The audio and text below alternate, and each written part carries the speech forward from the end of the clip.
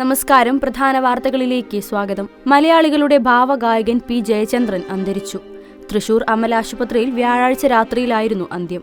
അർബുദബാധിതനായി ഏറെ നാളായി ചികിത്സയിലായിരുന്ന അദ്ദേഹം വ്യാഴാഴ്ച വൈകിട്ട് വീട്ടിൽ കുഴഞ്ഞു വീണതിനെ തുടർന്ന് ആശുപത്രിയിലെത്തിക്കുകയായിരുന്നു. ആശുപത്രിയിൽ നിന്ന് ഉടൻ അദ്ദേഹത്തിന്റെ മൃതദേഹം പൂങ്കുന്നത്തെ വീട്ടിലെത്തിക്കും. ഇന്ന് രാവിലെ 10 മുതൽ 12 വരെ സംഗീത നാടക അക്കാദമി ഹാളിൽ പൊതുദർശനമുണ്ടാകും. സംസ്കാരം നാളെ.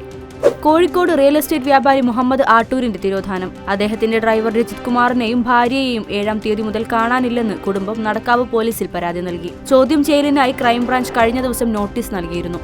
പട്ടാമ്പി ഉപജില്ലാ സ്കൂൾ കലോത്സവ ഫലപ്രഖ്യാപനത്തിൽ അട്ടിമറിയെന്ന് ആരോപണം. HSS വിഭാഗത്തിൽ എടപ്പലം PT MYHS സ്കൂൾ നേടിയ ഓവറോൾ കിരീടം നടുവട്ടം ഗവൺമെന്റ് HSSന് നൽകും. മത്സരാർത്ഥിയുടെ രക്ഷിതാവ് നൽകിയ പരാതിയിൽ നടത്തിയ അന്വേഷണത്തിലാണ് ഈ കണ്ടെത്തൽ. N പ്രശാന്ത് IASന്റെ സസ്പെൻഷൻ 120 ദിവസം കൂടി നീട്ടി. റിവ്യൂ കമ്മിറ്റിയുടെ ശുപാർശയുടെ അടിസ്ഥാനത്തിലാണ് സസ്പെൻഷൻ നീട്ടിയത്. N പ്രശാന്ത് മറുപടി നൽകാത്തത് ഗുരുതര ചട്ടലംഘനമെന്ന് റിവ്യൂ കമ്മിറ്റി. K ഗോപാലകൃഷ്ണന്റെ സസ്പെൻഷൻ പിൻവലിച്ചുള്ള ഉത്തരവും പുറത്തുവന്നു.